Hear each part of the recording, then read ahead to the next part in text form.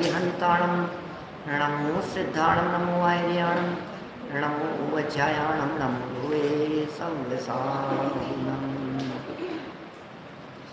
वंदे तु सर्वसिद्धे ध्रुवमचलमनोममं गतिं पते गोचामि समय पाहुले सुधकेवली वणिदम् नमः समय साराय स्वानुभूत्या चकासते चित्स्वभावाय भावाय सर्वभावान्तरक्षते जिन स्वानुभूति से गिरी मम स्वानुभूति मधिगिरी श्री विमल धारा जैन श्रुत आनंद अमृत समता प्रभाव बहावती रागादि विकल्प तोड़ी के माँ सरस्वती प्रतिभाव वंदन दृष्टि निज में जोड़ी के दृष्टि निज में जोड़ी के। ग्रंथराज समयसार जी यहाँ विराजमान है। आचार्य कुंद स्वामी की ये सुंदर और अनुपम रचना द्रव्य स्वभाव की मुख्यता से चर्चा करते हैं। प्रारंभ से ही यह प्रतिज्ञा ली गई थी कि मैं एकत्व विभक्त आत्मा को ही दिखाऊंगा और उसका निर्वाह किया। शुरू से ही उसी बात को बतलाने का प्रयत्न किया और उसी बात को बतलाया। पांचवी गाथा में जो संकल्प लिया था उस संकल्प का ही निर्वाह करते रहे निरंतर, और हर गाथा और व्याख्या टीका में उसी पर से भिन्न और स्वयं से अभिन्न ऐसे चैतन्य आत्म तत्व की ही चर्चा करते रहे। जीवा जीवाधिकार संपन्न हुआ और कर्ता कर्म अधिकार, उस कर्ता कर्म अधिकार के प्रारंभ से ही कहा कि इस जीव की संसार दशा कैसे मिटेगी, ये जीव कैसे संसार से पार होगा, इसके दुखों का अंत कैसे आएगा। तो कहा भाई अज्ञान जन्य कर्ता कर्म संबंधी वृत्ति मिटे तो ये जीव आश्रमों से निवृत्त हो। ये कैसे होगा आश्रमों से निवृत्त? जब ये बात उठी तो उसका जवाब ये दिया कि ये जीव आत्मा और आश्रमों में भेद जाने तो काम चलेगा।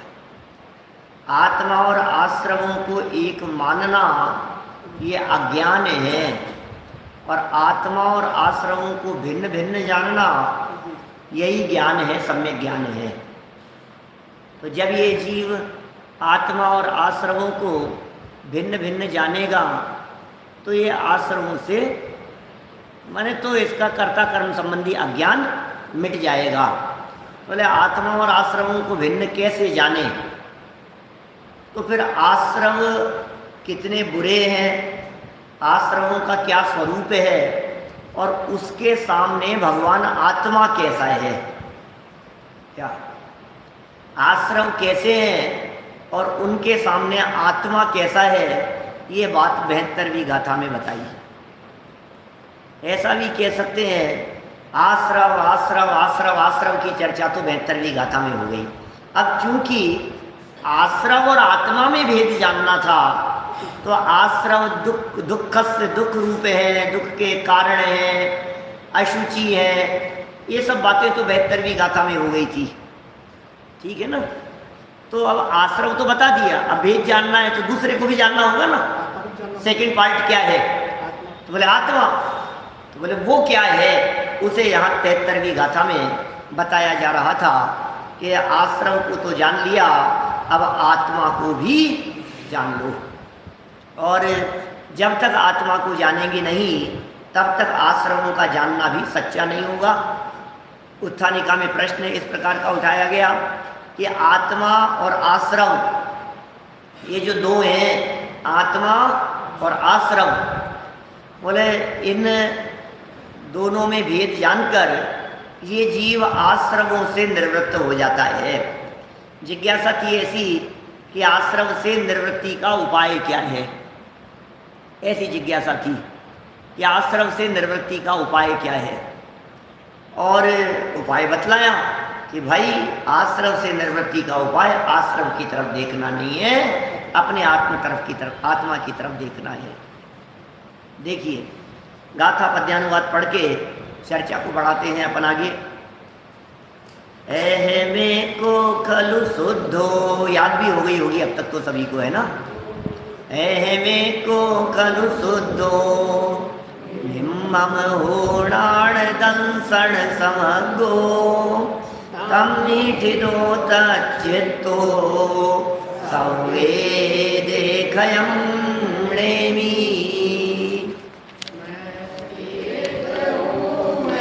शुद्ध निर्मम ज्ञान दर्शन पूर्ण हूँ,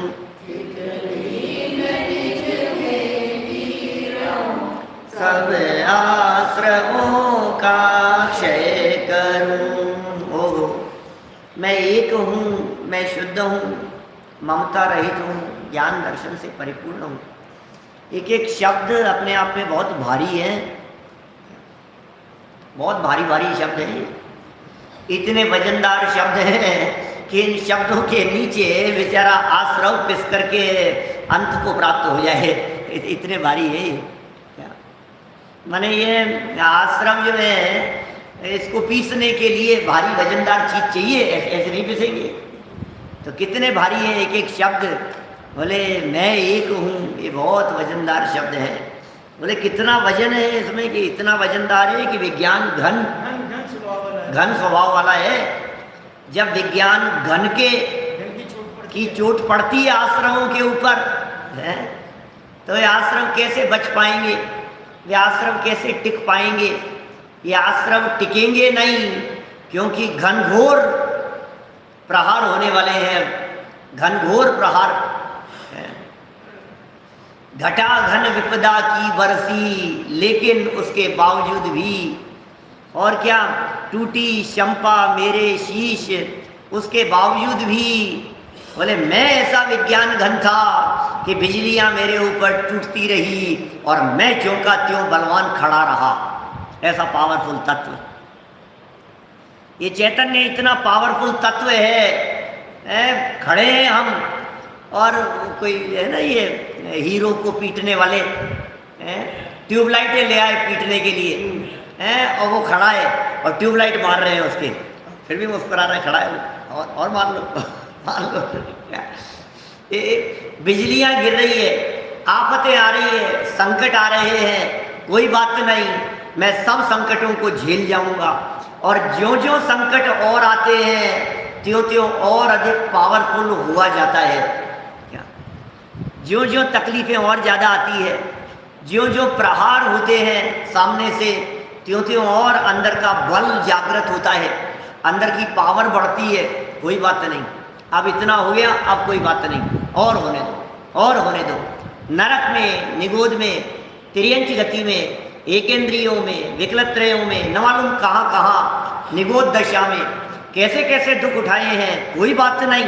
विज्ञान घन में क्या फर्क पड़ गया ये बतलाओ, चैतन्य आत्म तत्व में क्या फर्क पड़ गया ये बतलाओ। क्या ये ज्ञान का घन पिंड आत्म तत्व, इसमें कितनी कमी आ गई बताओ तो सही। खंड खंड हो गए, और भूख प्यास, सर्दी गर्मी, रोटियां नहीं मिल रही है खाने को, एक अन्न का दाना नहीं मिले, पीने के लिए पानी की एक बूंद नहीं मिले, बोलो क्या फर्क पड़ गया। फिर तो मर गया होगा ना, है? फिर तो मर गया होगा, क्या बात कर रहे होगा। अरे ये अमर तत्व है, ये इन परिस्थितियों से मरा नहीं करता है, ये वो चैतन्य तत्व है।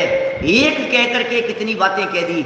अनादि अनंत है, तुम्हें पता नहीं है इसकी पावर का।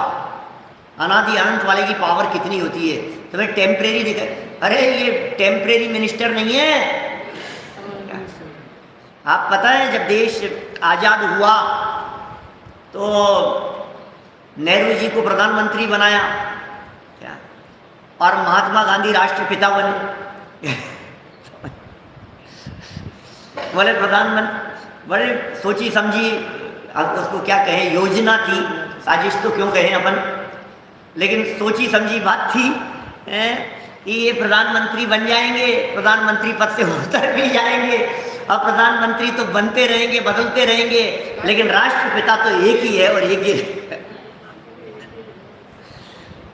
है। बोले सदियां बीत जाए लेकिन राष्ट्रपिता कौन? तुम्हें पावर का पता नहीं है, तुम्हें ये बदलने वालों में पावर नहीं है, और नहीं बदलने वाले तो एक ही हैं। कितने प्रधानमंत्री नेहरू जी के बाद में हो गए, अभी यदि मैं नाम पूछने की चेष्टा करूं तो कोई भी नहीं होगा, मैं दावे के साथ में कह सकता हूं। शायद श्रोताओं में से कोई एक आध मिल जाए जो लाइन से सब प्रधानमंत्रियों के नाम बतला दे। पता ही नहीं है, पता ही नहीं है। किसकी बात करें अपन? ये उसकी बात कर रहे हैं जो कभी इंद्र नहीं हुआ। अरे इंद्र रोज बदलते हैं, क्या बात कर रहा है। ये वो नहीं है जो चक्रवर्ती है, चक्रवर्ती रोज बदलते हैं। अरे ये तीर्थंकर भी नहीं है, क्या बात कर रहे हो। तीर्थंकरत्व से ऊपर कोई चीज है, क्योंकि तीर्थंकर परमात्मा भी भूल जाने के काबिल सदा है। क्या क्या है, कौन याद करता है भूतकालीन अनंत 24 बीत गई, कौन किसे याद करता है। ये अनादि अनंत, क्या पावर है अनादि अनंत की। बहुत जबरदस्त बात है भाई साहब। ये तो सिर्फ चिंतन करते रहो, सिर्फ चिंतन करते रहो। मैं तो चिंतन करता रहता हूँ, बस चलता रहता है, कोई बात नहीं। हर समय ये विचार चिंतन की धारा में। अरे अनादि अनंत तत्व है, अनादि अनंत तत्व। कितने पावरफुल शब्द हैं। एक की व्याख्या करते हुए क्या कह दिया है, क्या बोलो। मैं यह प्रत्यक्ष अखंड अनंत चिन्मात्र ज्योति आत्मा, अनादि अनंत नित्य उदय रूप विज्ञान घन स्वभाव भाव वाला होने से एक हूं। एक ही हूं मैं, जिसमें इतनी विशेषताएं। मैं एक ही हूं। क्या अभी यदि मैं ऊपर जो गाथा में विशेषण दिए हैं, उन गाथा में दिए गए विशेषणों के आधार पर चर्चा करूं तो मैं एक और शुद्ध, ये तीन विशेषण तो बहुतों पर लागू हो जाएंगे। क्या एक है सब द्रव्य स्वतंत्र जगत में, मतलब अपना अपना काम कर, कोई न किसी का काम करे। इसका मतलब क्या हुआ? अपना अपना काम करे, सब अपने अपने में रहते हैं। कोई किसी को छूता नहीं है, कोई किसी में समाता नहीं है, कोई किसी में डूबता नहीं है। तो क्या हो गया? एक। कौन? जीव भी एक है। अरे पुद्गल का परमाणु भी अपने आप में एक है। धर्म द्रव्य भी एक है, अधर्म द्रव्य भी एक है, आकाश भी एक है, कालाणु भी, सब अपने अपने में एक एक है। एक, सब अपने अपने में रहते हैं। बोले सारे द्रव्य से एक। यदि शुद्धपन की चर्चा की जाए क्या, तो सब द्रव्य शुद्ध है। धर्म द्रव्य में क्या विकृति है भाई साहब, बोलो। अधर्म द्रव्य में क्या विकृति है? आकाश में क्या कमी है? कालाणु क्या अशुद्ध होता है? पुद्गल का परमाणु भी कभी अशुद्ध नहीं होता है। शुद्ध पुद्गल द्रव्य तो वही है ना, एक पुद्गल का परमाणु शुद्ध पुद्गल द्रव्य। अरुण जी भाई साहब, तो शुद्ध पुद्गल का परमाणु कभी अशुद्ध होता है क्या? शुद्ध पुद्गल के परमाणु में कभी विकृति आती है क्या? कि कभी नहीं आती है। इसलिए कह रहे हैं भाई सब द्रव्य, और इसी तरह से जीव भी, ज्यों द्रव्य शुद्ध हैं। बोले कौन सी नई बात कह दी? सब एक है, सब शुद्ध है। और यदि निर्ममपन की बात करूं, मैं तीसरे विशेषण की बात करूं, जो तीसरी क्वालिटी बतलाई गई है यहाँ, उसकी भी यदि चर्चा की जाए तो कोई द्रव्य किसी द्रव्य के साथ में ममत्व युक्त नहीं है। किसी में भी ममत्वपन की विशेषता नहीं है। पुद्गल किसके साथ में ममत्व करता है? धर्म का किसके साथ में ममत्व है? और जीव भी निर्मम है। तो सब द्रव्य निर्मम है। किसी का किसी से कोई लेन देन नहीं है, सबको निर्मम कहा गया है। लेकिन जो चौथा विशेषण दिया है नाण दंशन समग्गो, वो थोड़ा सा ये बतलाता है कि जो चर्चा कर रहे हैं हम, ये विशेषकर जीव के संदर्भ में कर रहे हैं। हम ये चर्चा किसी और के बारे में नहीं कर रहे ढोलिया जी, ये चर्चा हम जीव के बारे में कर रहे हैं, ये बात यहाँ कहना चाह रहे हैं। और एक शब्द में भी, क्योंकि जब अमृतचंद्राचार्य देव ने उसकी व्याख्या की तो आचार्य अमृतचंद्र स्वामी ने व्याख्या करते हुए जो चिन्मात्र ज्योति विशेषण दे दिया, उसमें जीवत्व को घटित किया कि एक कहकर के मैं जीव की बात करना चाह रहा हूँ, और अनुभूति मात्रत्वात् शुद्ध कहकर के कह दिया। अरे तुम क्या पुद्गल की अनुभूति करने की बात करते हो, क्या पुद्गलों की अनुभूति की सोचते हो, क्या परद्रव्यों की अनुभूति की सोचते हो? अरे चैतन्य तत्व ऐसा शुद्ध है जो अनुभूति मात्र पने से शुद्ध है, अनुभूति मात्र पने से शुद्ध है, ऐसा शुद्ध तत्व है ये चैतन्य तत्व। तो उस शुद्धता में भी स्वयं का अनुभव करने रूप शुद्धता, और अनुभव करोगे तो शुद्धता दिखेगी, अनुभव करोगे तो शुद्धता दिखेगी, दिखेगी है तो सदा काल। सब समझ में आ रही है बात? जैसे मैं ये कह सकता हूं कि कल जो चर्चा की थी पूरी सुनी है आप लोगों ने, कल जो मैंने कपड़े की शुद्धता की चर्चा की, सुनील जी सर्राफ साहब, कल जो मैंने कपड़े की शुद्धता के बारे में बतलाया, अज्ञानी नादान ना समझ व्यक्ति की दृष्टि उस कपड़े को अशुद्ध देख रही है। नादान ना समझ मंदबुद्धि नहीं समझने वाला बाल बुद्धि वो उस कपड़े को अशुद्ध देख रही है, लेकिन धोबी जैसी भेद ज्ञान दृष्टि क्या वो उसकी अशुद्धता के काल में भी उसे शुद्ध देख रही है। किसकी दृष्टि?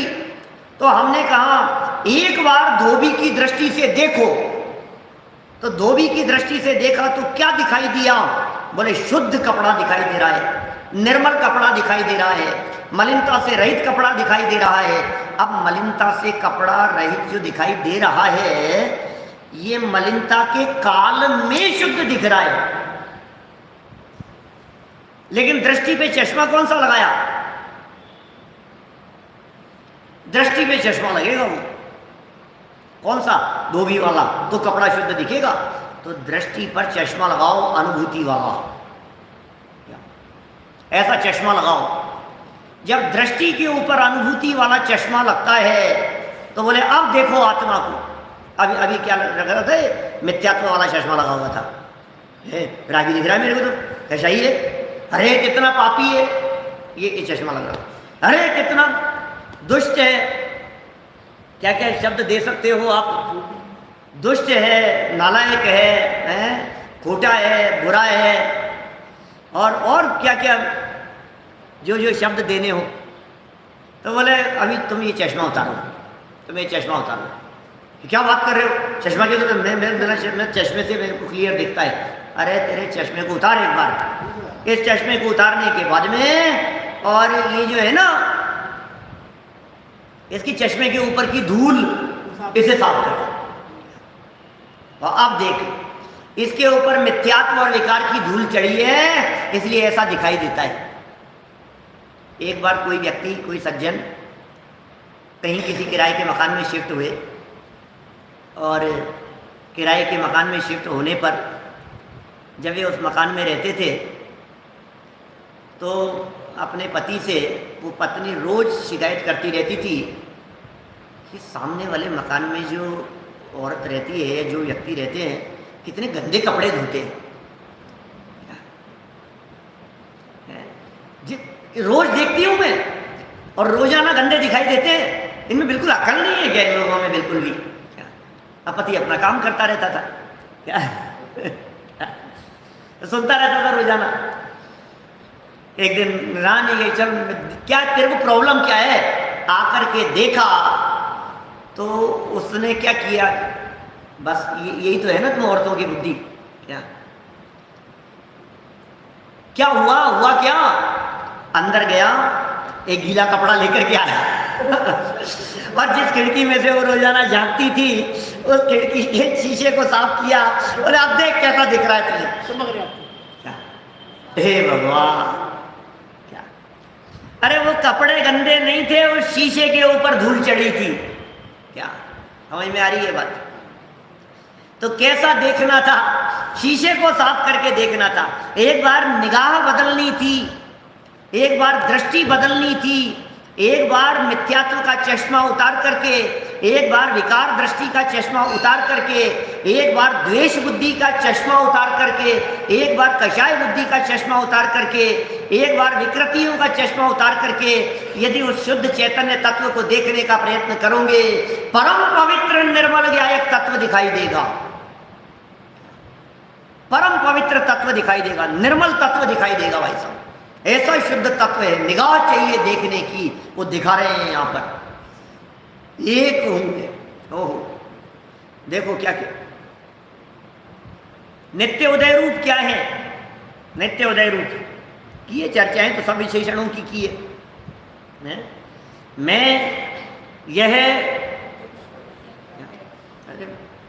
क्या होता है, दूर होती है ना कोई चीज तो दिखाई नहीं देती, थोड़ा थोड़ा पास लाओ तो दिखती है।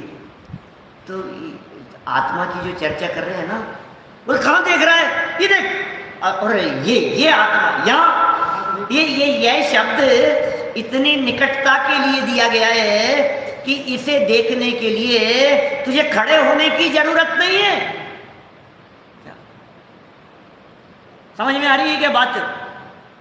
जहां है वहां से देख सकता है, जैसा है वैसा देख सकता है।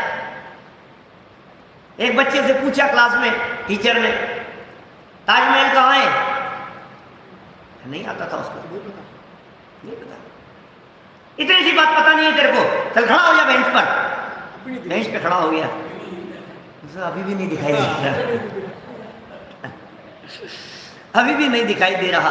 अरे भाई, इसे देखने के लिए कहीं जाने की ज़रूरत नहीं है, इसे देखने के लिए जगह से उठने की ज़रूरत नहीं है, इसे देखने के लिए इधर उधर की ज़रूरत नहीं है। इसे देखने के लिए तो एक ही काम करने की ज़रूरत है, जहाँ बैठे हो दृष्टि घुमा करके देखो, बस नज़रिया बदलने की ज़रूरत। अरे नज़रिया बदल करके एक बार देखने का प्रयत्न तो करो, क्या सब ठीक नज़र आएगा। एक बार ऐसा बदलने की चेष्टा तो करें अपन। तो ये क्या कह रहे हैं, मैं यह और प्रत्यक्ष अनुभूति का विषय बतला रहे हैं। ये कह रहे हैं कि ये ज्ञायक आत्म तत्व अनुभूति का विषय है, और वो अनुभूति भी प्रत्यक्ष अनुभूति का विषय है। अखंड दिखाई देगा, अनंत दिखाई देगा, अखंड और अनंत दिखाई देगा। और ये कह रहे हैं अनंत काल तक उदित दिखाई देगा।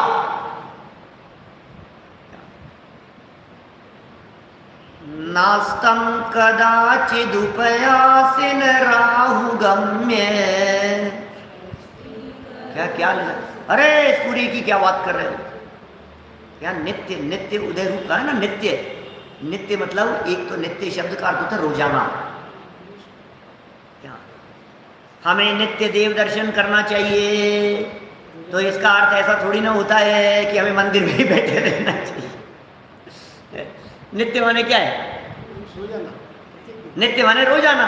रोजाना का अर्थ ऐसा नहीं है कि वो मंदिर में ही बैठे रहना चाहिए, लेकिन यहाँ जो नित्यता का अर्थ है, जैसे सूर्य नित्य उदित होता है, तो नित्य उदित होता है का मतलब रोज उदित होता है, लेकिन रोजाना अस्त भी हो जाता है। लेकिन हमारे जिस भगवान आत्मा की चर्चा कर रहे हैं, जिसे यहाँ नित्य उदय रूप कह करके पुकारा जा रहा है, ये नित्य उदय रूप ऐसा नहीं है जो दिन में एक बार कभी दिख जाए। ब्रह्म मुहूर्त में देखना आत्मा दिखेगा। ब्रह्म मुहूर्त में देखो, जैसे ऐसा कहा जाता है लोक में 24 घंटे में एक बार आपकी जबान पर सरस्वती बैठती है। आपकी जबान पर ऐसा कहते हैं लोक में, ऐसा बहुत लोगों से और बहुत जगहों पर मैंने ये बात सुनी है। 24 घंटे में एक बार आपकी जबान पर सरस्वती बैठती है, और अर्थ ऐसा करते हैं आप अच्छा बोलो, नहीं तो क्या होगा। बोले जिस समय तुमने बोला और सरस्वती ने बैठ करके कहा तथास्तु। अब बेटा बस कुछ नहीं, शामत आ गई तेरी, कुछ ऐसा है क्या करूं। लेकिन तब बहुत विचार विवेक की बात कर रहे हैं, सावधानी की बात कर रहे हैं, तो अन्य मतियों की चर्चा है। अपने जैन आगमों में इस तरह की बातें कुछ नहीं है, लेकिन जो चलती है, जिस तरह की बात कही जाती है, उसे मैंने आपके बीच में यहाँ कहा है। नित्य उदय रूप कहना चाहते हैं, उदय उदय उदय, तो ये उदय के साथ में नित्यता है, माने उदय अस्त को लिए होता है हमेशा। नित्य उदय, शायद ये शब्द व्याख्या से, विशेष व्याख्या से रह गया था, इसलिए पता नहीं, सहज अभी ये चर्चा सामने से पूछना हुआ किसी का, और ये नित्य उदय पर अपनी 2-4 मिनट चर्चा हो गई। उदय, जिसका उदय होता है उसका अस्त होता है, लेकिन जो उदय को प्राप्त नहीं है, जो नित्य उदित ही है, अखंड ज्योत की तरह है, क्या अखंड ज्योत की तरह। अब लेकिन मुझे अखंड ज्योत है ना, ये अखंड ज्योत भी किसी के द्वारा जलाई गई है, और ये अखंड भी मैंने खंडित होते हुए देखी है। जगह जगह लिखा रहता है सामने अखंड ज्योत, और अंदर से बुझा हुआ रहता है, फिर कोई व्यक्ति आता है फिर उसे आकर के जला देता है। अरे ये अखंड ज्योत की तरह नित्य उदय रूप नहीं है, ये तो रत्नों के प्रकाश की तरह नित्य उदय रूप है। ये सूर्य के प्रकाश की तरह उदय रूप नहीं है, रत्नों के प्रकाश की तरह है। रत्न का प्रकाश जिस तरह से रत्न के अस्तित्व के साथ साथ में था, और जब तक रत्न का अस्तित्व है तब तक सदाकाल रहेगा। रत्न नहीं मिटेगा, उसका प्रकाश भी कभी नहीं मिटेगा। ठीक इसी तरह से ये चैतन्य रत्न के प्रकाश की चर्चा चल रही है, ये चैतन्य रत्न का प्रकाश भी कभी नहीं मिट सकता। ऐसा नित्य उदय रूप सदा मौजूद है, सदा काल उदित, सदा काल उदित, अजन्माए भाई अजन्माए। अनादि अनंत के साथ में नित्य उदय शब्द का प्रयोग किया था, अनादि अनंत के साथ में नित्य उदय को जोड़ा है। माने ये नित्य उदय हो गया साहब, अरे पता नहीं हमारा कब उदय आएगा। लोग ऐसी बातें करते हैं, हमारा कब उदय, अरे तुम तो उदिती हो, तुम्हारा क्या उदय आएगा।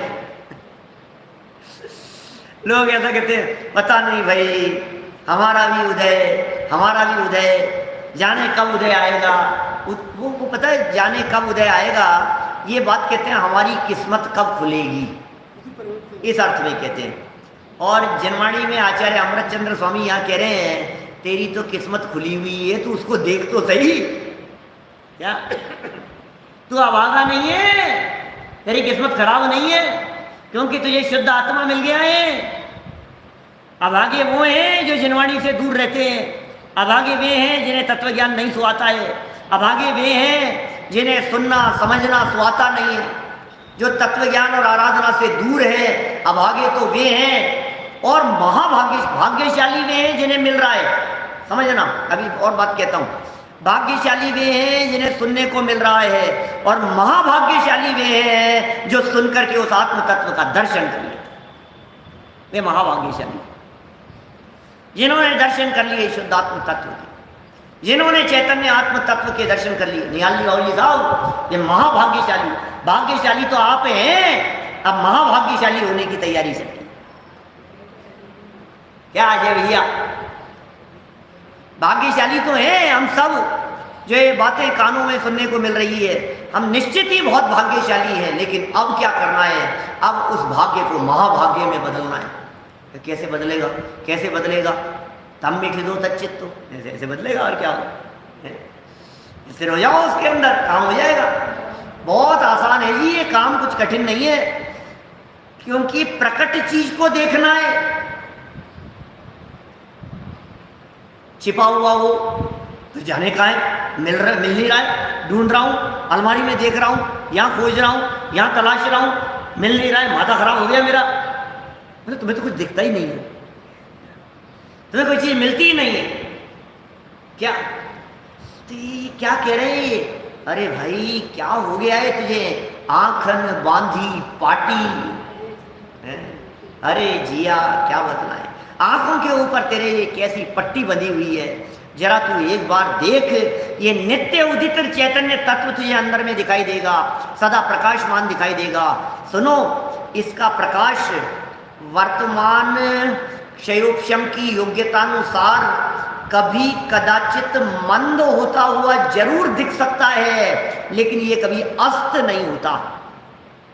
क्या ये ज्ञान रूपी दीपक का जो प्रकाश है, ये ज्ञान रूपी दीपक का प्रकाश कभी तो संपूर्ण लोकालोक को प्रकाशित करने वाला होता है जब केवल ज्ञान हो जाएगा। इस ज्ञान रूपी दीपक का प्रकाश कभी क्षयोपशम अनुसार अवधि ज्ञान रूप हो जावे देव नरक पर्यायों में, कभी मति श्रुत ज्ञान रूप रहे, और यदि मुक्ति मार्गी जीवों की दृष्टि से बात करें तो कभी मने पर्याय ज्ञान रूप भी हो जावे। ये ज्ञान का प्रकाश है ना, ये ज्ञान की चमक। बोले कभी जो लौ जल रही है ना, ये जलती हुई लौ कभी तो इतनी विशाल, और अब वो विशाल एक बार हो गई तो फिर मंद नहीं पड़ेगी, है ना।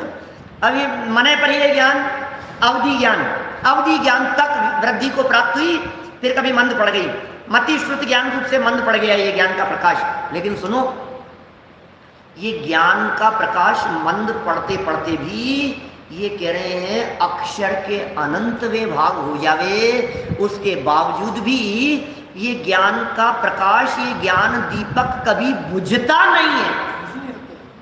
क्या इसका नाम है नित्य उदय रूप। ये ज्ञान दीपक कभी बुझता नहीं है, इस ज्ञान दीपक को कोई बुझा नहीं सकता। अरे ज्ञानावर्णी दर्शनावर्णी आदि कर्मों के कितनी ही आंधियां चले, कितनी ही भयानक आंधियां चले, जिसे देख करके एकदम तो ऐसे लगे कि ये ज्ञान दीपक बुझने वाला है, लेकिन तुम्हें क्या बतलाएं, ये ज्ञान की ही ऐसी अद्भुत सामर्थ्य है कि ये इन कर्मों की आंधियों से बुझता नहीं है। इसका नाम है नित्य उदय रूप। एक ऐसा तत्व नित्य उदय रूप दिखाई दे रहा है। ज्ञान की प्रतिपल उठे तरंग, जागता उसमें आत्म राम। अरे आबाल सभी गोपाल, सुलभ सबको चिन्मय अभिराम। ज्ञान की प्रतिपल उठे तरंग, जागता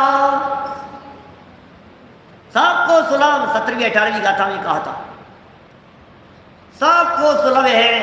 क्या बोलो, नित्य उदय रूप कह करके क्या कहना है, क्या कहना चाहते हैं? गजब शब्द है। एक एक शब्द ऐसे कहता हूं ना, जहां रुक जाओ वहीं आनंद है। क्या बढ़ जाओ तो फिर बढ़ जाओ आगे, रुकना हो तो रुक जाओ, आनंद बनाओ इसमें, और क्या है। इससे ज़्यादा आनंददायक बात क्या हो सकती है कि मुझ में विकृति नहीं आती। इससे ज़्यादा आनंददायक बात क्या हो सकती है, मुझ में कोई कमी नहीं है। इससे ज़्यादा आनंददायक बात क्या हो सकती है कि मेरे अनंत गुण रूपी खजाने को कोई लूट नहीं सकता। इससे ज़्यादा प्रसन्नता की बात और क्या हो सकती है कि मेरा अनंत गुण रूपी खजाना भरा पूरा सदा काल भरा ही रहता है। कौन लूटे भाई साहब, ये ऐसा है, अद्भुत है। अरे स्वर्ण अक्षरों में लिखी जाने वाली गाथा है भाई, स्वर्ण अक्षरों में। क्या स्वर्ण अक्षरों में। और ये जब छपता था ना पहले गुरुदेव श्री के सानिध्य में, वहां से सोनगढ़ से जब समय सार छपता था, तो उस समय सेलेक्टेड गाथाओं को स्वर्ण अक्षरों के अंदर छापा जाता था। स्वर्ण गोल्डन। और पूरा ग्रंथ जैसे ब्लैक शाही से छपा हुआ है, तो गाथाएं आपको लाल रंग से छपी हुई होगी, सारी गाथाएं लाल रंग से। जो पद्यानुवाद हैं वो हरे रंग से छपा हुआ होगा। और जो सेलेक्टेड स्पेशल गाथाएं हैं वे सेलेक्टेड, जैसे 38वीं गाथा है, समझ लो आप, 6ठी गाथा, 73वीं गाथा, 186, ये जो गाथाएं जो जैसी सेलेक्टेड गाथाएं हैं, 49वीं गाथा, इन्हें सोने के अक्षरों से, स्वर्ण अक्षरों के अंदर छपाया जाता था। पुराने ग्रंथ अभी पढ़े होंगे, कहीं देखो तो आपको मिलेगी ऐसे। बोलो, बनाऊं पत्र कुंदन ना, रत्नों ना अक्षरों लखी, तथापि कुंद सूत्रों ना, अंकाए मूल्य ना कदी। ओ क्या कह रहे हैं? बनाऊं पत्र, समय सार कितने का है? ऐसा समय सार कितने का है? कितने का है? कीमत देख कितने का है, पता नहीं कितने, 50 रुपये का, 50 रुपये का, 50 रुपये का है समय सार। नहीं नहीं 75 है, देखो जरा। अरे कहा 50-75 में उल जाए हैं, क्या 50-75 में उल जाए। श्रीमद राजचंद्र जी साहब के पास में आकर के जब ये ग्रंथ उन्हें भेंट दिया गया किसी व्यक्ति के माध्यम से, रत्नों के व्यापारी थे, मुट्ठी भर करके रत्न निकाले और वो मुट्ठी भर करके रत्न दे दिए। क्या सामने वाले ने कहा कि अरे क्या करते हो? अरे बोले तुम्हें पता नहीं है तुमने क्या दिया है। शताब्दानी थे, ग्रंथ हाथ में आते ही पता लग गया अंदर क्या माल है, अंदर क्या माल है इसमें। तुम्हें पता नहीं है इसकी क्या कीमत है, इस ग्रंथादिराज समय सार की क्या कीमत है, ये समय सार क्या चीज है, ये समय सार क्या बता रहा है। ये समय सार रूपी चाबी है, ये खजाने की, ये खजाने की चाबी है। किसी व्यक्ति को खजाना दिया जाता है तो खजाना थोड़ी ना दिया जाता है, तिजोरी दी जाती है तो तिजोरी थोड़ी ना दी जाती है, उठा करके तिजोरी की चाबी ही दी जाती है। वैसा ऐसा ही तो होता है। आज से हमने तिजोरी तुम्हारे हवाले कर दी, तुम्हें सबला दी, उन्होंने मेरे को तो चाबियां दे करके कह रहे हो तिजोरी सब। अरे भाई यही होता है चाबियां दे करके तिजोरी दे दी, यही कहा जाता है, क्योंकि चाबियों के अंदर, उस तिजोरी के अंदर माल भरा हुआ है, ऐसा ही कथन किया जाएगा, यही कथन किया जाएगा भाई साहब। तो ये समय सार में क्या दे दिया है? बोले समय सार के अंदर वो चाबी दे दी है तुम्हारे को, जिससे खोलो और खोलने के बाद जीवत्व चिति दृषि और चमकते हुए नित्य उदय रूप प्रकाशमान ये हमारे को दिखाई दे रहे हैं। क्या दिखाई दे रहे हैं? ये रत्न दिखाई दे रहे हैं। आकलन करें। चलो चलो, अभी तो आपने कागज के समय सार को देखा, क्या लिखा उन्होंने, हिम्मत भाई ने क्या लिखा समय सार स्तुति में, के प्रारंभ में लिखी होगी समय सार स्तुति। क्या लिखा? बनाऊं पत्र कुंदन ना, कुंदन का पत्र बनाओ। दीपेश जी, कुंदन का पत्र बनाओ। पत्रे होते ना, पत्रे क्या कहते हैं अपने, ये लगे रहते हैं यंत्र, यंत्र जैसे गोल्ड के बनाओ, गोल्ड के। और फिर उसके ऊपर क्या करो, गोल्ड के पेज, और एक एक गोल्ड के पेज के ऊपर, बोले पेज कितने? बोले 415 पेज गोल्ड के, प्योर गोल्ड के 415 ऐसे पत्रे। और उस एक एक पत्रे के ऊपर, गोल्ड के पत्ते के ऊपर 80 ग्राम का, 90 ग्राम का वो गोल्ड का पेज, कम से कम 100 ग्राम का, ऐसा भारी वजनदार। और उसके ऊपर रत्नों से लिखो वंदितु सब सिद्धे, ये सब रत्नों से लिखो, अहमे को रत्न से। और फिर उसके बाद अब वो जो रत्नों से बन गया है 415 100 ग्राम के, क्या कहेंगे उसे, गोल्ड, तो कितना गोल्ड हो गया? 4.5 किलो करीब गोल्ड हो गया, है ना? 4.5 किलो गोल्ड, हाँ 4.5 किलो तो हो गया। फिर मेकिंग भी लगानी पड़ेगी। फिर एक गाथा के अंदर कितने रत्न लगे हैं, फिर उन रत्नों को देखो, फिर एक एक रत्न कितना कितना है, बोले 1-1 करोड़ का एक एक रत्न था। एक गाथा बनाने के अंदर कम से कम 100 रत्न लग गए, तो 1 अरब के तो एक गाथा में रत्न हो गए हैं। अब 415 गाथाओं के अंदर जितने रत्न लगे हैं, तो 1 अरब के रत्न एक गाथा में, तो 415 गाथाओं के अंदर 415 अरब हो गए हैं। तो अब वो जो समय सार ग्रंथ बन करके तैयार हुआ 40 किलो, 40 किलो का जब वो ग्रंथ बन करके तैयार हुआ, तो अब वो कितने का होगा? अब लगाओ भाई साहब, लगाना भाई, कैलकुलेटर करके लगाना, कितने का पड़ गया समय सार, एक समय सार कितने का पड़ा? अरे क्या तुम बात आपने आधी पढ़ी है। बनाऊं पत्र कुंदन ना, रत्नो ना अक्षरो लखी, इतना तो पढ़ लिया। तथापि ये बात रह गई, तथापि कुंद सूत्रो ना अंकाए मूल्य ना कदी हो। अरे आकलन ही नहीं किया जा सकता भाई साहब, आकलन ही नहीं हो सकता इस समय सार का। बोलो, ये अनमोल है, अरे जिस चाबी से शादी अनंत काल के लिए अनंत अनंत अनंत अनंत सुख की का रास्ता खुलता है, उसको क्या कहोगे आप? उसकी क्या कीमत आंकोगे आप? इस समय सार रूपी चाबी से शादी अनंत काल के लिए प्रति समय की पर्याय में अनंत सुख, अब उसका मोल लगाओ ना। खजाना क्या था? इस चाबी से जो खुला है उस खजाने का मूल्य लगाओ क्या है। तो बोले खजाने में अंदर क्या था? खोल करके देखा तो बोले खोल करके देखा तो एक समय की पर्याय में अनंत सुख निकला, दूसरे समय की पर्याय में बोले फिर अनंत सुख, बोले तीसरे समय की पर्याय में फिर अनंत सुख। अब उस अनंत सुख अनंत सुख अनंत सुख अनंत सुख अनंत सुख अनंत सुख अनंत सुख अनंत सुख अनंत सुख अनंत सुख अनंत सुख अनंत काल तक अब लगाओ उसका वजन, अब लगाओ उसकी कीमत। ए भाई कहाँ लगाएं, कहाँ लगे? कुछ नहीं लगती है। ये तो उसको लगती है जिसको लगन लगती है। समय सार की लगन लग जाए भाई साहब। समय सार है सार और सार कछु है नहीं, महिमा अपरंपार। समय सार मैं आपकी अपने आप की, महिमा अपरंपार। समय सार मैं अपने आप की ऐसी महिमा है, वो बता रहे हैं। देखो ये तो समय तो दौड़ता है, विचार करते रहो, चिंतन करते रहो, डूब जाओ इन शब्दों में। क्या कहें आइए जैन साहब, देखो मैं यह प्रत्यक्ष माला का जाप क्या करना चाहिए, रोज करना चाहिए। कई लोग कर रहे हैं, मेरे पास मैसेज भेजते रहते हैं, हम कर रहे हैं पंडित जी, हम चिंतन कर रहे हैं।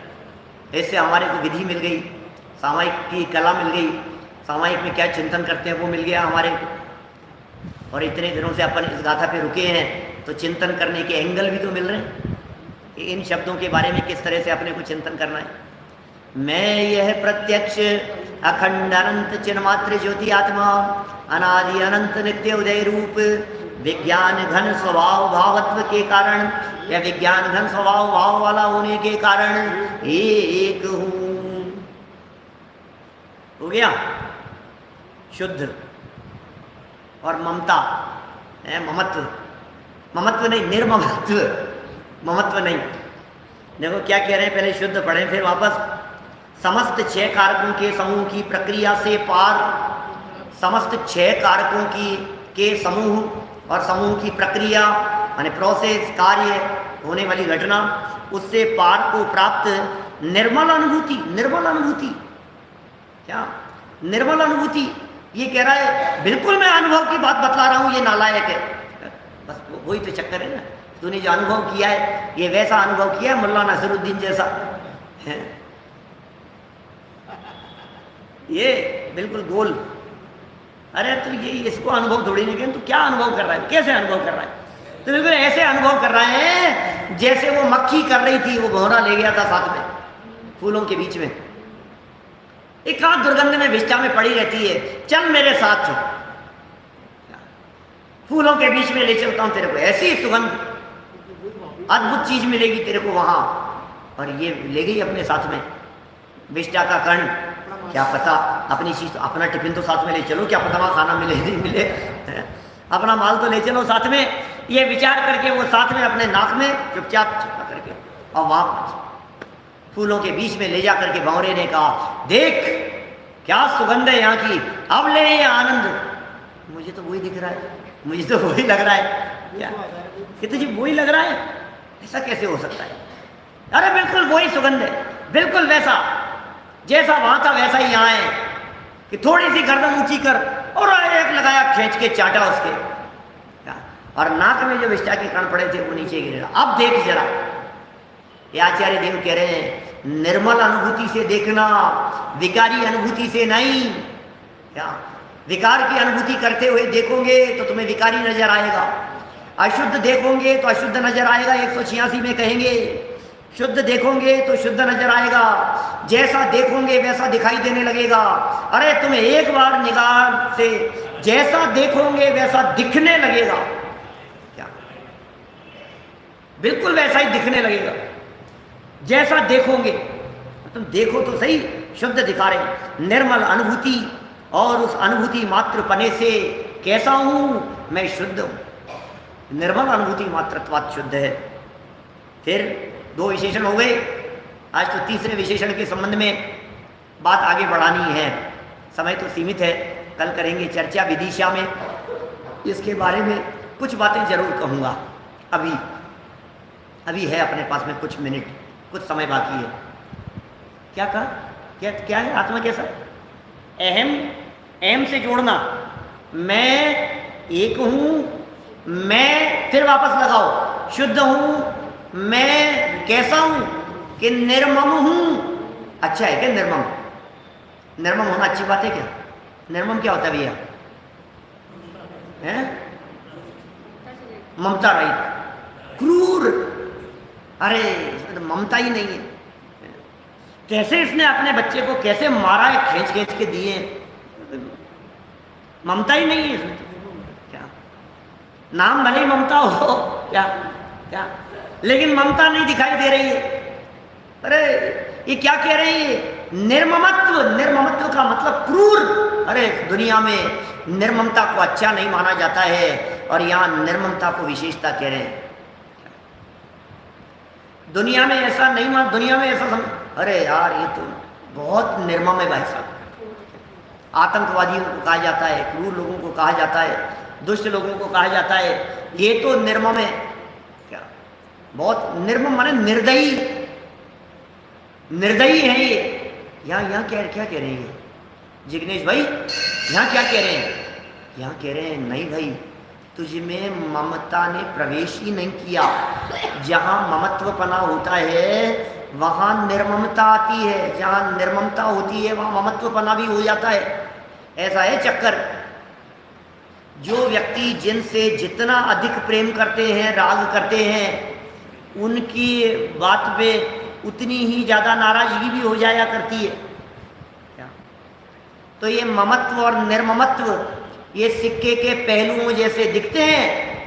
यहाँ जिस निर्ममत्व की चर्चा कर रहे हैं, ये कहना चाहते हैं भाई तू तो सदा काल निर्ममत्व है। ओह,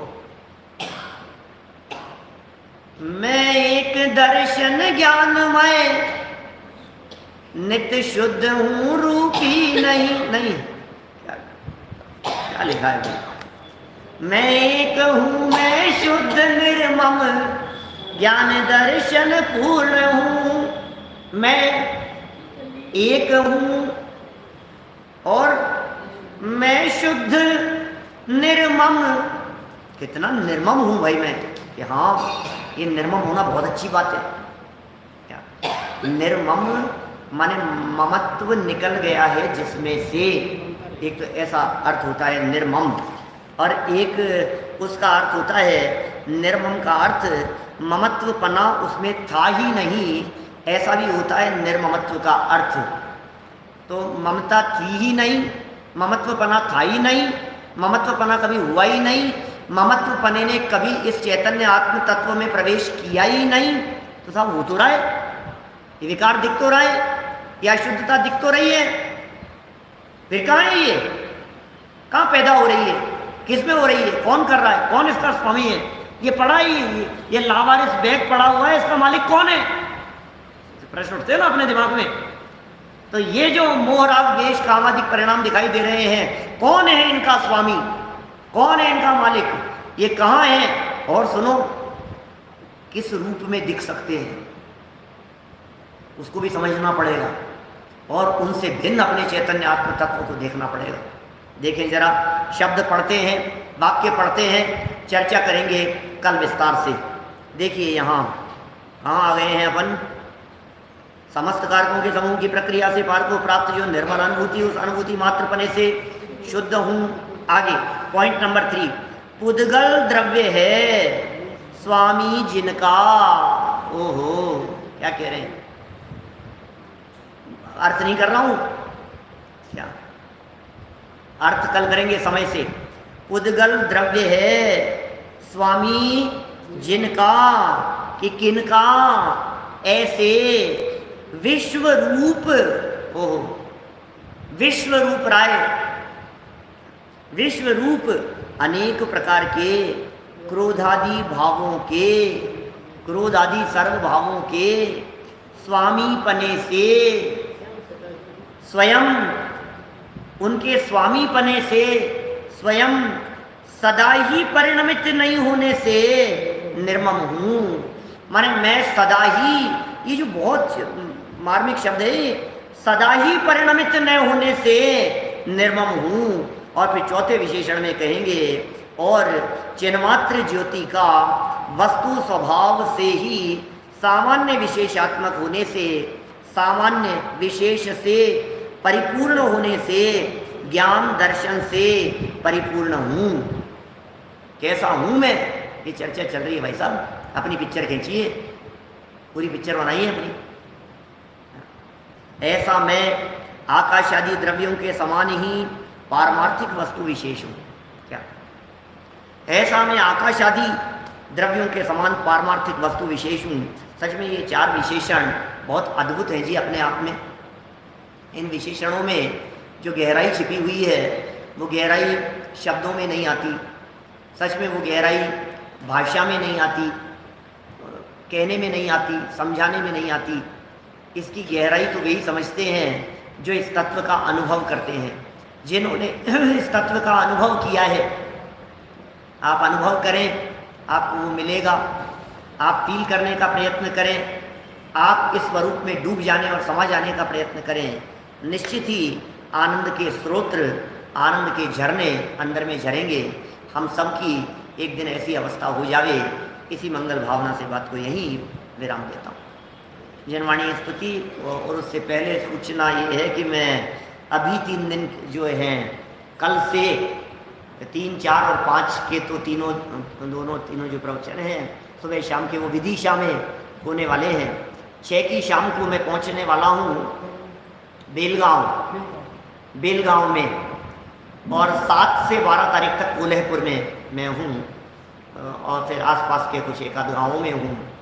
तो इस तरह से बेलगांव, कोल्हापुर, और उससे पहले विदिशा का कार्यक्रम है। उसके बाद हम देवलाली पहुंचेंगे और फिर उसके बाद वापस जयपुर आकर के फिर कनाडा अमेरिका का कार्यक्रम होगा। तो तारीखें मैंने आपको बतलाई दी है। 6 तारीख की शाम बेलगांव, और 7, 8, 9, 10, 11, 12 कोल्हापुर हेरले में कार्यक्रम है। तो ये जानकारी मिल रही है।